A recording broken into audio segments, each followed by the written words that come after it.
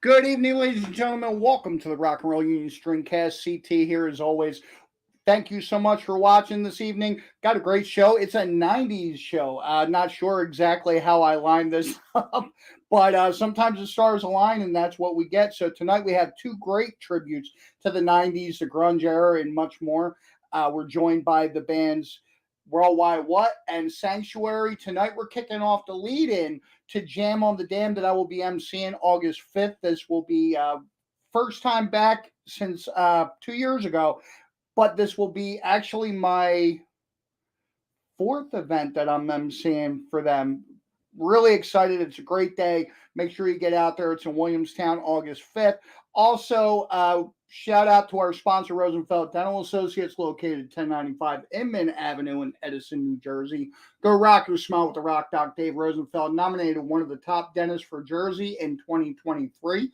Mention CT or Rock and Roll Union, and you will get a great savings on booking your first appointment there. Guys, a lot of great stuff going on. A lot of great stuff coming up. So we are just really in the thick of summer now.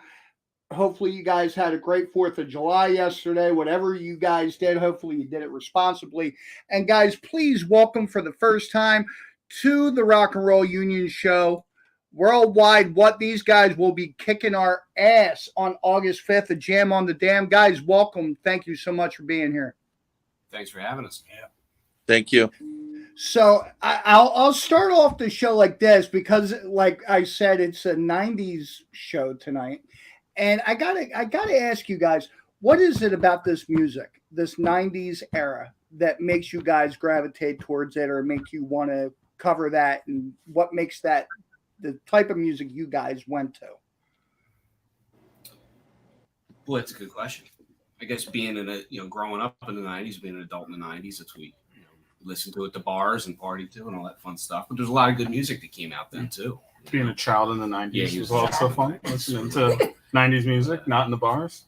Yeah, drinking Mountain Dew. Yeah. STP and Alice in Chains and that coming out. Polaris and Pulp. Yeah, Polaris and Pulp. This music doesn't feel old to me. It feels very current. Like when I am playing or hearing these songs, I feel like, this stuff was just yesterday. Doesn't feel like it was that long ago, and just really pumps through your heart, It's unbelievable to think that 1990 was like over 30 years ago now. It's mind-blowing. I remember I was in high school when Pearl Jam 10 hit, or when Pearl Jam 10, everybody makes a big thing about Nirvana, but Pearl Jam 10, I got to say, was the first album that really stuck out to me in that time period. That was the first one that I took notice of.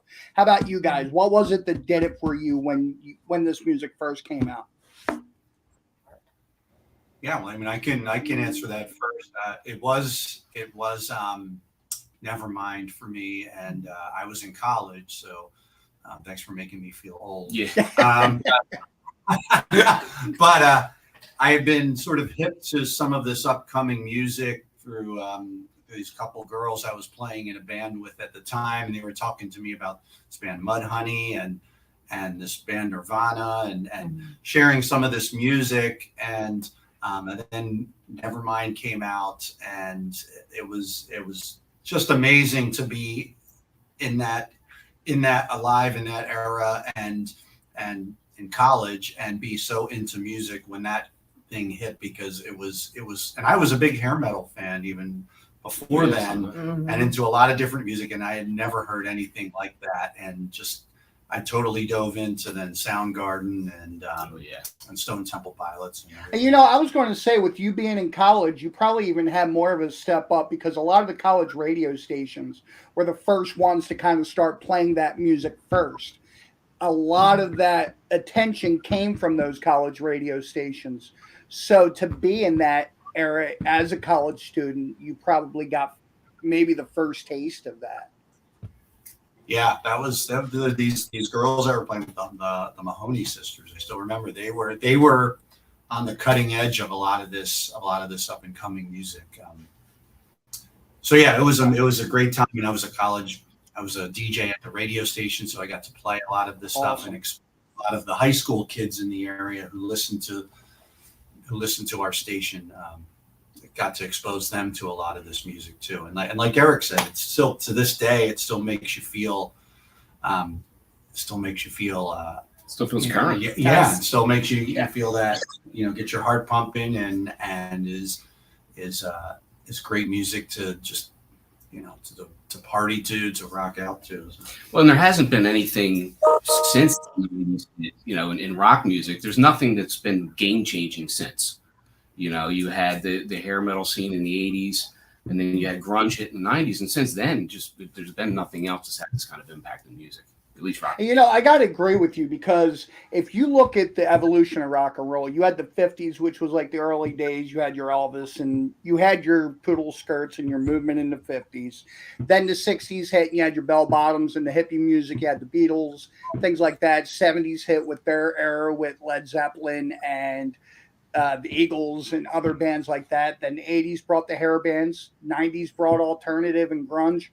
And I agree with you. Since then, what have we had as a movement for rock? I mean, some people say new metal or things like that, like the rap rock thing that was there a little bit in the 2000s, but nothing on this level. Nothing on the level of when grunge hit. And I got to say, man, like that movement really took the world by storm. Yeah, it did. Yeah, very much so. I wanted to ask, because of there seems to also be a stereotype around 90s music as far as depression or drug related things like that. And there's other bands that I believe transcend that weren't really, they were part of that movement, but they weren't like other bands. For me, a band like that would be Alice in Chains. I think Alice in Chains kind of stood outside that a little bit. What do you guys think? Did. I agree with that. I mean, I think Alice in Chains was her own thing. They really, in my opinion, they were not grunge. They weren't alternative. They were their own thing. Right, and there was the Britpop bands doing something totally different. Yeah, Britpop bands were doing their own thing. I mean, they were definitely more upbeat. But I never saw it as the depression. Being in my 20s and then 18 to 20 some years old in the 90s. I didn't see even the bands like Nirvana and all that are tied to that. I never saw it that way. At that age. I mean, I always thought it was just fun rage. Yeah, it's grunge, but it's like it's like it's rage with like a twist, with like irony or something. All the lyrics are basically funny. Yeah, I got to add, well, we talked a little bit before we came on air about how long you guys been together. How'd you guys all meet? Formation of your band, Worldwide What? And where'd you guys come from? Well, John and I, it's John over here, we were in a band previously. We've been friends for quite some time. And when that disbanded, our singer passed away, so that kind of broke up. And then we thought, let's do something new. We were playing classic rock like everybody else back then, the AC/DC, Led Zeppelin, Van Halen, that kind of stuff. Which is awesome. But let's do something new. Every bar, everybody plays this stuff. Let's go for the 90s. My generation, my age, we're still going to bars. We've got this, disposable income. Let's play to those guys. So we got together and started, and we put an ad out on one of these musician websites. It looks for, people looking for other people. And that's how it started. Lauren was the first right here. Yeah. And, and then Eric and then Jim came together, and it's, we hit it off. We're all good friends. We have a great time. It's, it's nice. Now you guys have been together about a year, you had said? Yeah. About a year, I guess. I think we're all really like-minded people. We're all kind of interested, and we all really love the 90s. So I think that really drew us together, and just the desire to play that kind of music. Mm-hmm. So I think I think we just naturally kind of hit it off, and we like to have fun with it, right? Like we don't take ourselves that seriously. We like to have fun. We want to do good, might make good music, but we also really want to have a good time. So Now, as far as other music of the '90s, do you guys perform other stuff outside that grunge? I mean, there was so much great music in the '90s. There was what was considered alternative, but I just consider music things like Counting Crows or just other great bands from that era. What other styles of music or what other kind of bands do you guys like performing? Oh, we play a wide variety of '90s music. Actually, I'm not the world's biggest grunge fan, but I've actually grown to appreciate it a lot more playing in this group. I've always liked Nirvana though, but no, we play songs by James, the Cranberries, Cracker. We worked a David Bowie song in from 1970 under the guise of it being a Nirvana song. Man Who Sold the World from Nirvana. I'm a huge David Bowie fan. So a whole bunch of different things, and then Bush, which are like British, rock. We do Green Day, Weezer. Yeah, that's true. Yeah. REM. REM. Yeah. It blows my mind that Weezer goes that far back. Doesn't it? I know. I was like, are we sure that was 90s Yeah. at first? It all kind of blurs together. Chumbawamba. Oh yeah, Chumbawamba. Definitely not a grunge band. No, yeah, we had that one song that one time. Fun one-hit wonders. Yeah. That are fun to play. And Now, what would you say? I'm going to go around the world here with you guys. Who would you say is your favorite '90s artist? That's easy for me. It's Tool. I mean, Tool's my favorite band, so I love Tool. That's fine. For me, it's STD. For me, Red Hot Chili Peppers. Yeah, that's a good one. Yeah. David Bowie. Prolific output in the '90s. Yeah. Mine's probably a tie between Soundgarden and Alice in Chains. Yeah, they're right there too. It's up there. Man, and like, as far as playing out is concerned, how many shows would you say you guys have done this past year? We're just getting started. We've only done a couple shows.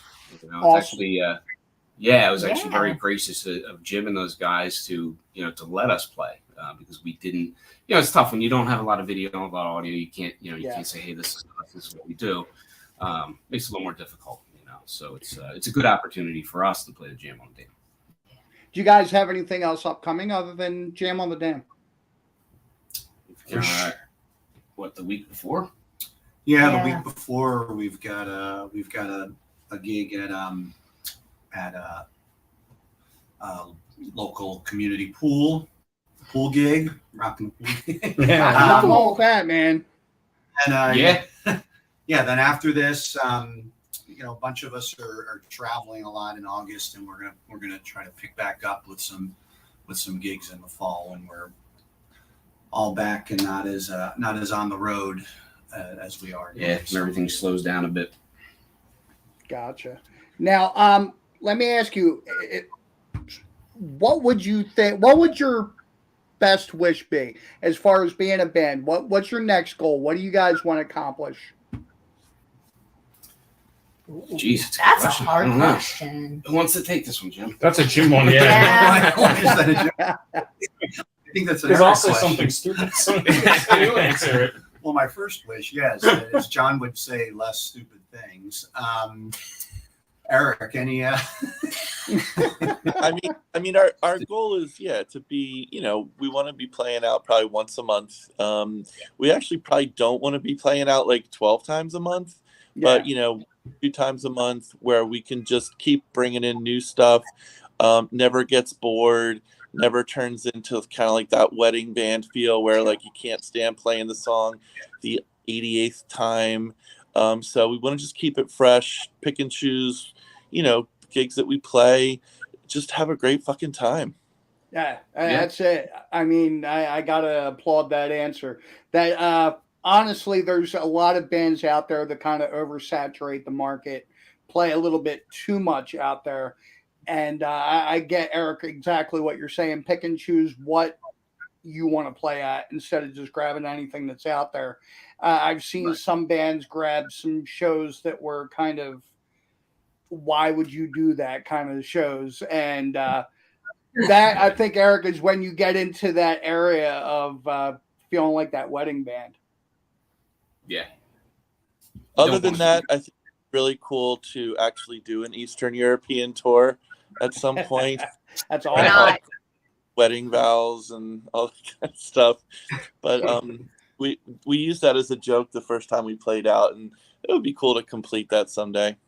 Yeah, sure. Yeah. Reason for vacation. So what I think that I don't quite know yet, so I figured I'd go around and ask you guys what instrument, what do you do in the band? Eric, I'll you can start with the not Eric, because not everybody's Eric. name is under what they do. So if you guys could kind of like just let us know, what do you do in the band? Well, your name, how people can know you. Yeah, John will go around the world. All right. I'm John, and I play the guitar. He thinks. And other things. You play Yeah, other yeah. things. A lot of stuff. The He melodica. does. Recently, the theremin's been added into the gig. Awesome. I am one fine-ass tambourine man That's true. when it calls for it. An okay bagpipe player. Yeah, I haven't got the bagpipes in yet, but we don't. Yeah, we gotta get a cool. What are We'll we get doing? Chutes and We gotta Ladders some in Chutes here, and Ladders. Yeah, yeah. maybe down the road. Definitely. But and I tell bad jokes. Lots. Tons. All right, so give us a bad joke then. Oh, you on the opened spot. the door. Oh no. Hey, I he shot threw it it out there. How it got in there, I have no idea. And they will take me outside and beat me after. Yeah, he's dead now. All right, Well, who's I'm- next? Eric Oh. or Say, Yeah, Jim. Jim, go ahead. I'm Jim, and I play bass. nice? I'm Dave. I play the guitar as well as John. Much better than me. Yeah. Lauren, drums. Let me just get ready. La la la. la. I think. And you know, to tell you the truth, that totally would have surprised me, because I would have taken that she was the vocalist and Eric, you were on drums. It's very rare to see a female drummer, and that's awesome. That kicks ass. She's How long have fire you been fan. playing drums? Well, for a while, but I think it's funny, when I was younger, I always gravitated towards. So my parents, my parents eventually got me a drum set, but I would just play on like Folger cans, and I would like set up Folger cans and like the little tins and like play on them. I always liked it. And my dad's friend was a drummer, and whenever he would do his taxes, he would let me play his drum set. And I was like, I love this. This is great. So, but I didn't really I had apartments. I didn't really have a way of doing it because I was in New York City and nobody wants to hear that. So it took a pause for a while, and then I picked it back up, maybe 5-10 years ago. So yeah, I love it. Yeah, the best thing about What's it. your what would you say is your chosen kit? Like what style of drum do you like the best? I do like playing on the. I do like playing an acoustic kit. It is fun to play electronic kits. I will say I do that at my house because otherwise it'll piss off the neighbors and the dogs get upset Gotcha. and nobody likes that. But it's nice to play on like a real kit. So sorry, were you gonna say something? Coolest- No, I was gonna. coolest thing- Go Go ahead. ahead, Jim. Sorry. No, Eric. Go ahead, Eric. I was gonna say the coolest thing about Lauren is, you can see her sitting down there. You can't tell, but she's actually a little bit, on the shorter side. And then she gets behind this kit and she's just thrashing, all these songs, and people love it. It's really, really That's cool. awesome. And like she stands up and they think she's like 12 or 15 or Oh, something. years old, yeah. No, I was, yeah. No. It's like Animal from the Muppets. Yes. That's what I was gonna say too. Oh. She stole the Now- animal one. As far as social media pages or websites or anything like that, how do people keep up to date with what's going on with Worldwide What? We've got a Facebook page, Worldwide What Band it's called. Yeah. Not a whole lot on there yet, but that's the starting point. We're Awesome, adding Instagram to that as well. man. So you guys said that hopefully in the fall you guys will start adding a little bit more to your schedule. And Bill Bonder saying hello to Dave. Hey, Bill. So, guys, what got you involved with Jam on the Dam? Let's talk a little bit about Jam on the Dam before you guys go. This will be, I believe, my fourth time emceeing this event. My first time seeing you guys, which I'm really excited for. What got you involved? What makes you want to play it? Well, what they're doing is raising funds for the Lake Association, which is good. I'm in Williamstown myself, so I'm very aware of how all that works. But Jim, who basically started this and got it all going, is my brother-in-law. So Gotcha. just through things like that, we were supposed to play last year, but a little conflict in schedules and weren't able to make it. So we told him, look, we're there this year. We're not going to miss it. So it's great. It's a great show. Great bands, good time, food trucks and all that fun stuff. So it's a good day. And the best part of this event is it's a BYOB for anybody watching. Like, Nice. It is a BYOB. So, as long as you're responsible and you're not making a total ass out of yourself. I mean, don't drown in the lake. Right. Don't make one of the band members jump in to get you. So, right. But guys, thank you so much for being with us tonight. Guys, everybody keep up to date with Worldwide What on Facebook. And guys, have a great rest of your evening. Great. Thank you. CT. Appreciate it. We'll see you soon. Thank you. Bye. Have a great night. See you guys on the 5th. Thank you. All right, guys, there it goes. Worldwide What.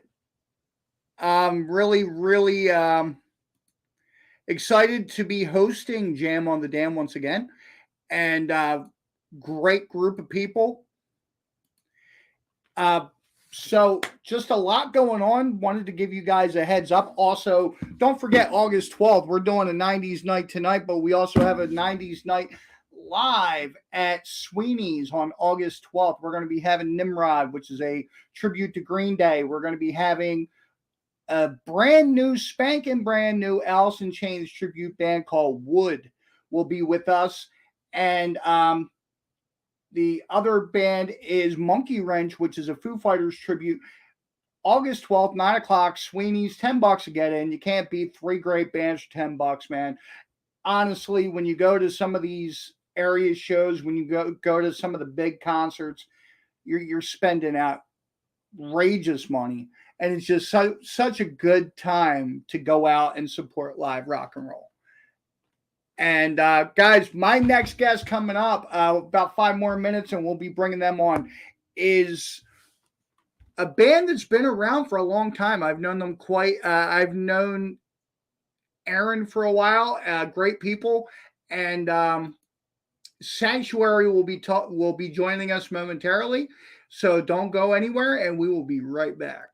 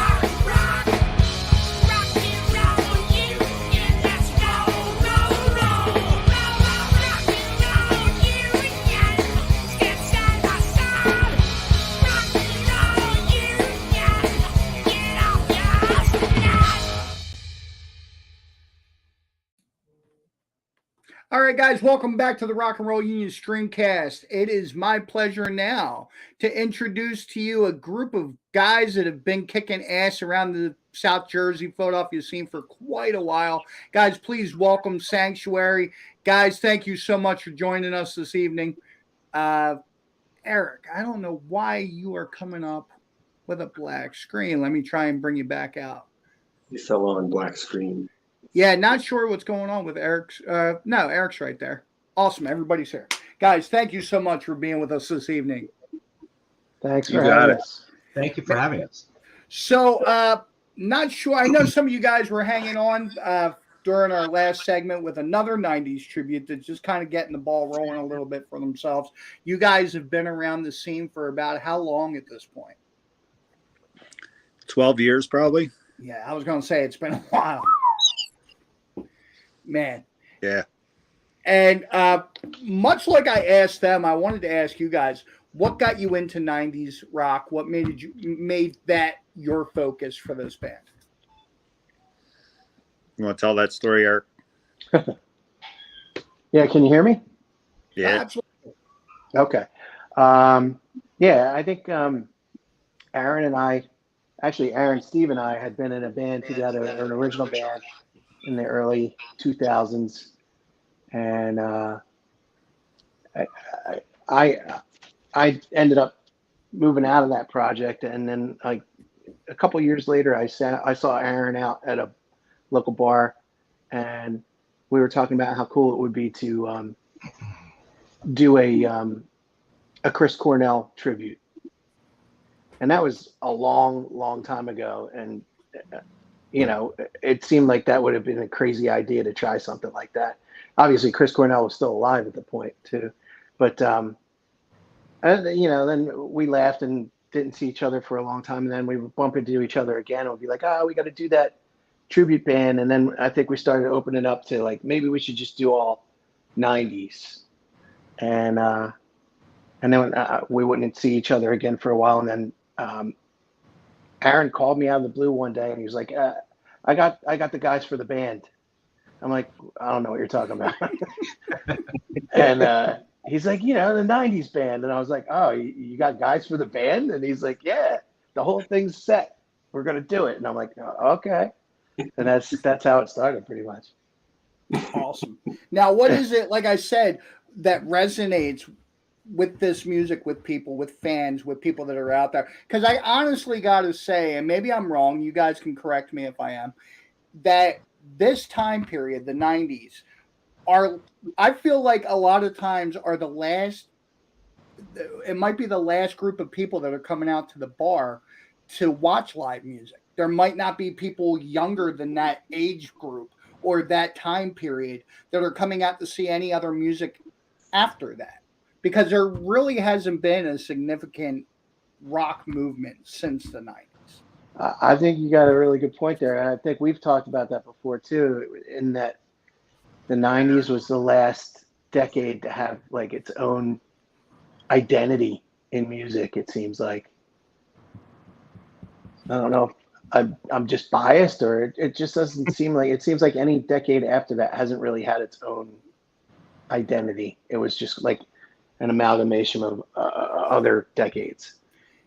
Yeah, I spoke with the last band, Worldwide What, on this, saying that, you know, from the 50s to the 2000s, each decade had its own thumbprint, had its own identity.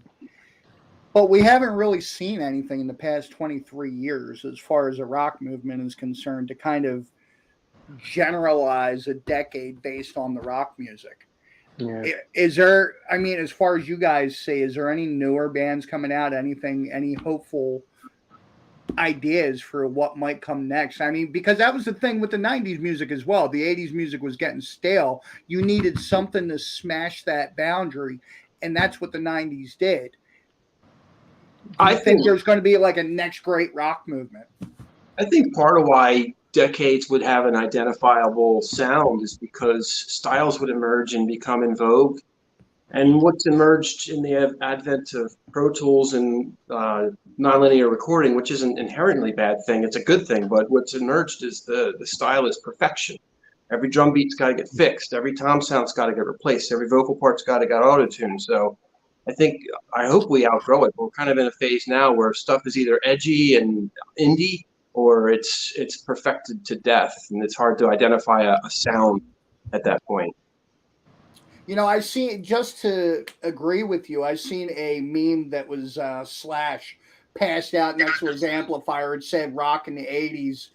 and then a guy sitting at his computer and says "Rock in the 2000s," and it's like perfect and a perfect example of that. Now, as far as getting into the music that you guys do, what are some of your favorites to play? Aaron, I'll start with you. What's some of your favorite music to play from the 90s? Well, the Soundgarden stuff's a lot of fun. Alice in Chains, fun to do.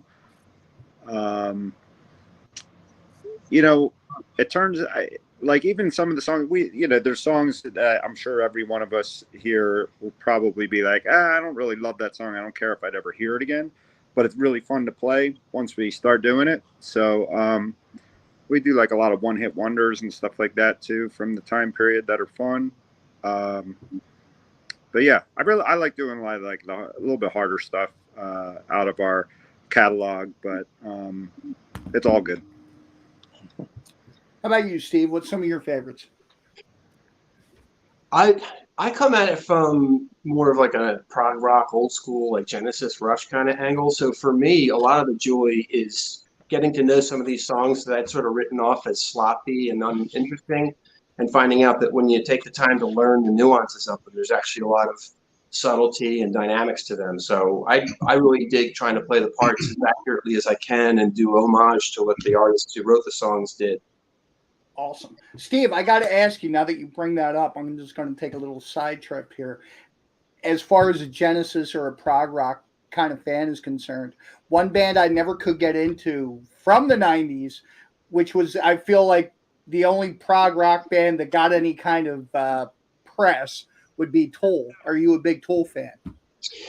I don't like all their stuff, but I like some of their stuff a lot. Some of it gets a little too long in the tooth for me. That's kind of how I feel. Trevor, some of your favorite stuff. Yeah, sure. So to kind of agree with what Aaron was saying, like one of my favorite songs that we play is Cherub Rock by Smashing Pumpkins, which is kind of like an unspectacular tune to listen to, but to play it is just so much fun. And again, agreeing with Aaron, a lot of the heavy stuff, I think all of us kind of lean towards heavier stuff, just that's our natural inclination. So anytime we get a chance to play anything that's like that is a lot of fun. And then, of course, I get to do a lot of the backup vocals. So selfishly, anything that involves backup vocals pretty significantly, a lot of the Alice in Chains stuff, it's just a lot of fun to do. Getting to perform with my good buddy Eric on the vocals is just a blast. So yeah, I think that kind of sums up what I enjoy about it. Awesome. We'll go to you, Eric. I would second what Trevor said. I like songs where Trevor sings too.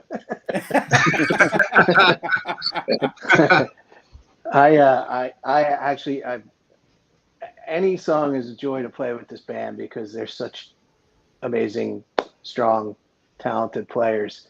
And I feel like I'm very spoiled, but I like doing the songs that challenge me vocally. Like I like doing a lot of like the Chris Cornell stuff. We do a bunch of Soundgarden, and we do some Audio Slave, even though that's technically in the early 2000s. But I like doing those kind of tunes. But like Aaron said, we do a lot of like one-hit wonders that people might not even realize they know until they hear it, and then they're like, "Oh my God, I love this song!" Like we do "In the Meantime" by Space Hog. That seems to go over very well. That's a great song. Yeah. Now, Eric and Aaron, you guys is it fair to say that you guys created or you brainstormed on this band? How has it matched everything that you guys initially had envisioned, or has it changed? Has it warped at all? What would you guys say as far as the duration of this 12 years has been? How has it changed from the beginning until now? Hasn't changed much, really at all. It really, like what we started with is what we're still doing. The one thing that I think didn't measure up maybe to an expectation was the name. Yeah. We're named after the club in Cherry Hill that was Wow. famous in the 90s for playing a lot of this kind of music that we do. And we thought, I guess we thought it was like going to be a great idea. Everyone will just be like, oh yeah, of course, Sanctuary, the cool club from the 90s, you know, in the area. And nobody gets it. So That's the so truth. that part of it, but I mean, you know, that's our name. We're stuck with it now. And not that we hate it. It's just, it's funny. Like most people don't think of that, which we Right. thought it would be like an obvious thing. I feel like it kind of surpassed what I originally envisioned because, I mean, it was just goofy, drunken conversation at the bar years and years ago, and then it actually became something thanks to Aaron finding band members. But but yeah, I really do think it kind of like surpassed my expectations. One of the things that we said from day one was we wanted to do the material as true to the original source material as possible, and I really feel that we do that, and that's our strength, and that's what we bring to an audience every time, and you know, we're all in this music scene, and we go to bars and clubs and see bands play and stuff. And one thing I have to say for us is that when we play, we we command the audience. I feel like we're not a background, you know, something in the background, music in the background. Oh, they have a band tonight. I feel like when we play, people take notice, they turn toward us, and it becomes a rock show. And Also, I take you a know, lot of pride in that. I wanted to bounce off of that, Eric, a little bit. Alice Cooper once said that rock stars stopped being rock stars, and maybe that was one of the reasons why rock kind of went the way that it went. How important is it for you guys to connect with your audience when you're out playing? A lot of bands, like you just said, Eric, a lot of bands are satisfied with just kind of blending in with the background or the wallpaper behind them. Where Eric, you just said that you guys want to take that command. How important is that for you guys? I think it's everything.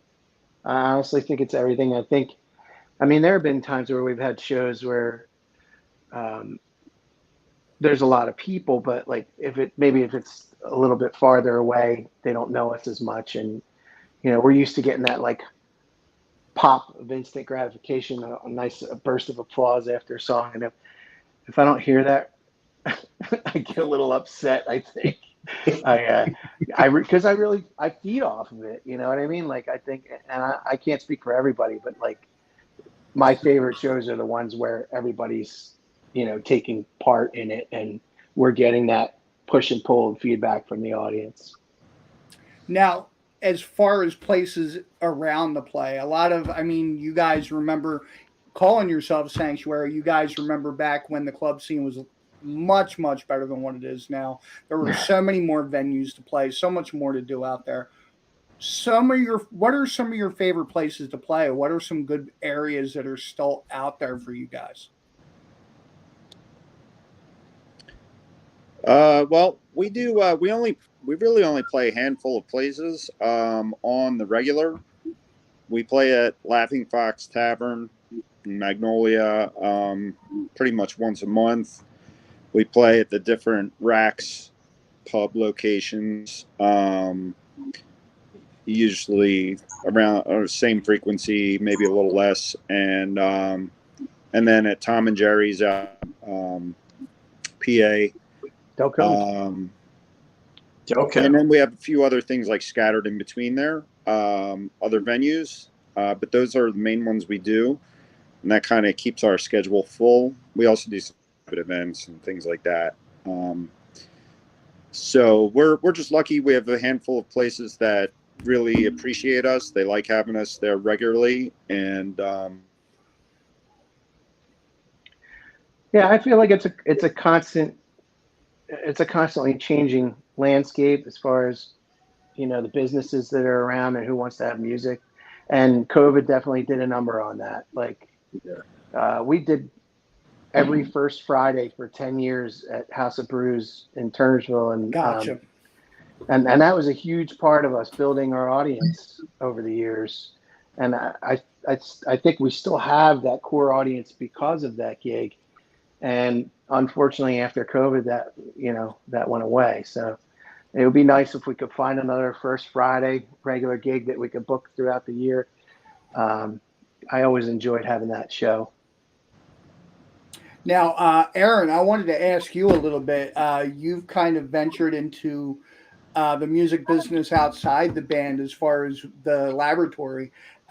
Congratulations on that. And I wanted to ask you how that was, setting that up and getting involved in that, and how business has been. Business is good. It's actually it's not that new of a venture. It actually started in 2007, and Steve was a part of that. He was my partner at the beginning of that, along with another guy named Mark. And we were in Deptford from 2007 to 2017. And then also had a store in Egg Harbor for a while. And then closed up and just did e-commerce for a little bit. Skipped over COVID, and then reopened where we are now in Gloucester Township. And business is good, picking up. We've been at it for a year there at that location, so it's good. So we have somebody else asking right now, where do they get your music? Like how do people find Sanctuary? Facebook pages or social media websites, that kind of thing. How do people look you guys up? Facebook is Sanctuary 90s. So Sanctuary 90S. That's really our primary thing. We also have an Instagram page that's got the same handle. We don't have a separate website at this point. If you go to sanctuary90s.com, it just goes to our Facebook page at the moment. So, gotcha. And while we're at it, what's the upcoming schedule look like for you guys? See, I actually got that handy. I have it. I know this Saturday we're back in Magnolia at the Laughing Fox. This Saturday. Yeah, this coming Saturday at 8, we're at Laughing Fox in Magnolia, and then looks like the next one after that is the 22nd. We're at Rax and Atco. Nice. Now, yeah, I'm the drummer, so I can only go up to like 4 out, and then I start losing focus. In the next 4 days, I can do it. So, Steve, I got to ask you, as far as being that, how technical can the 90s music get? I mean, for you being that kind of drummer. Actually, some of it's fairly technical, especially the Soundgarden stuff. And one of the things I did like about the 90s music when it was emerging was that, as opposed to the predecessor, the hair metal stuff, the drummers and bass players actually played their instruments rather than just slamming quarter notes. So not all of it's as like technical as some of the prog stuff that made me want to practice every day when I was a kid. But some of it is like a lot of the drummers came out of like, I guess they studied and they learned how to use stick controls. There's little tricky hi-hat patterns and things that I like to try to be true to. There's some interesting odd time signatures that you don't even know are there until you have to learn the song. And I know a lot of the 90s music had what I call almost like dirty grooves between the bassist and the drummer. There was a lot of like that, which I guess maybe that's where the grunge comes from, is that grinding type of rhythm section between the bassist and the drummer. Do you guys kind of meet that way? Yeah. There's a lot of instances where Trevor and I are kind of giving each other the side eye, like, oh yeah, we're doing this. Like it's like we're snow plowing through the groove and letting Aaron and Eric just hang everything on top of it. It's a blast. Awesome. Yeah, a lot of that is like right afterwards we'll give each other a look like, that was pretty good. Now, Eric, I got to say, man, you bring up Cornell, and those are some very enormous shoes to fill. Do you have much of a warm-up? Do you do any warm-up? A lot of bands don't even do warm-up, but do you do any warm-up? I do a little warm-up in the car by myself on the way to the gig usually, just like, because I'm not, like, for a performer, I'm kind of a shy person, And the idea of me doing a vocal warm up with people within earshot is like humiliating to me. So I would never do that. But yeah, I'll try and warm it up on the way to the gig. And yeah, I remember somebody turned me on to Melissa Cross. She was like the Zen of Screaming vocal teacher, and I've had some of her videos and stuff like that. I kind of follow her online. So, you know, I come up with my own kind of cross between things that I've picked up here and there and my own stuff that I know that works for me. But yeah, I like to try and warm it up a little bit. And while we're talking instruments or ways of playing, Aaron, as far as guitar, what's your favorite guitar to play 90s music with? What is your go-to? Well, the main guitar I use. Suspense. He's not actually frozen. He's just doing that. He's not going to reveal. He doesn't want everybody doing it. You guys Always- there? Yeah, Aaron, are you there? Yeah. We need you to repeat that. Yeah, I don't know what part you got. I got a 1994 Paul Reed Smith. That is like my main guitar for this band. I also use I have this like Schecter sort of double cut model that I use once in a while, but not too much. Yeah, it's mainly the 1X. That's it. And Two humbuckers, yeah. Trevor just put down for anybody following their Facebook page is in the comments section. So if you want to find them, go ahead. Thank you, Trevor, for putting that up. And wanted to bounce around. Last question for you guys before we call it a night. Wanted to ask you guys favorite 90s band. Who's your favorite? I mean, there's a lot out there. We'll start with Trevor. Trevor, who's your favorite? I'm probably going to have to go with Alice in Chains, just because they're that's one of the things that, or one of the bands that really kind of turned me on to this music in the first place. Either Alice in Chains or Foo Fighters. It's very hard to pick one, but if I had to pick one, it would probably be Alice in Chains, just because of the depth of their catalog. Basically, every album they have is great, and real memorable tunes, solos. Bass parts are fun. Vocal harmonies are great. So that's the one I'd probably have to go with. Awesome. How about you, Steve? Oh, Beach Boys. That song "Cocoa Mode" just completely defines the genre. No, I'm with Trevor. We'll we'll take it slow. Alice in Chains for me, because when I heard the Dirt record in particular, I had this experience of like I had never heard anything sound like that before, and a lot of stuff sounded like that after that record, but I don't think anything sounded like that before that record. So they really nailed it for me. How about you, Eric?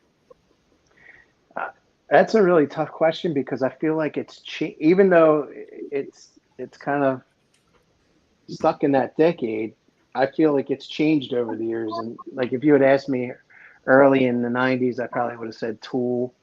And then maybe later on, I might have said like Deftones. I'm a huge Deftones fan. And oddly, we don't do any Deftones. We're going to have to add some, I think. But of the bands that we play, I would have to agree Alice in Chains is a big favorite because, I mean, the guys in Sanctuary do an amazing job of capturing the heaviness and the groove of that band. And they were masters of making what seemed like, like a pretty straightforward rock song. But when you really start diving into it, you notice there's a lot going on, and those harmonies. I mean, you can't beat them. Absolutely. Aaron, how about you? Mine would be Soundgarden. Been one of my all-time favorite bands for many years. I love Chris Cornell's vocals. I love the very unorthodox guitar playing style that Kim Thale has. The rhythm section's amazing. So I would say, for me, Soundgarden. Awesome. Well, guys, thank you so much for being with us tonight. Check these guys out this Saturday at the Laughing Fox. What time do you guys hit the stage? 8 o'clock. 8 o'clock, guys. 8 o'clock. Make sure you guys get out to the Laughing Fox, guys. Aaron, Eric, Trevor, and Steve, thank you so much for being with us this evening. Thanks, Have a man. great rest of your You evening. guys, Cool, dude. Thanks. thank See you ya. so much. Have a good Thanks night, a guys. lot. Good night. So there was Sanctuary, guys. Really great band. Really, really kick-ass 90s tribute. It was such a blast this evening. Bringing up some of the songs from the 90s, some of that feel, how exactly that felt. Guys, really, really a whole lot of fun. Next Wednesday, we're going to have an original and a undercover. Tonight was kind of a double dose of that undercover thing. And next Wednesday, we'll be joined by Disaster Horse and area cover band Jailbreak. Really excited to welcome them out, guys. And like I said, so much going on. Going to have a big announcement to make sometime this week. Keep an eye on the Rock and Roll Union Facebook page. There's going to be a really big announcement as far as Rock and Roll Union is concerned, and a upcoming area event that's going to be pretty big. Also, like I said, August 5th, Jam on the Dam, Williamstown, New Jersey. Great summer day. Swimming, boating, anything you could ask for. Food trucks, BYOB, one of the best parts of the entire summer. Come out and hang out with us. Rock and Roll Union 10 will be up. Merchandise for sale. I'll be emceeing the event, and it's just going to be a good event all the way around.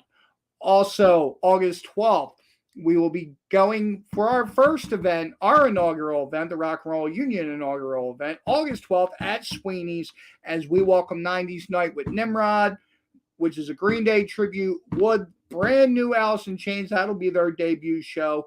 And Monkey Wrench, Foo Fighters tribute. A lot of great stuff that night as well. So, guys, thank you once again so much for being with us here this evening, guys. It is my pleasure to bring you the best area rock music each and every week. Thank you so much for being here. And until next time, don't just leave it better. Have a great night, everybody.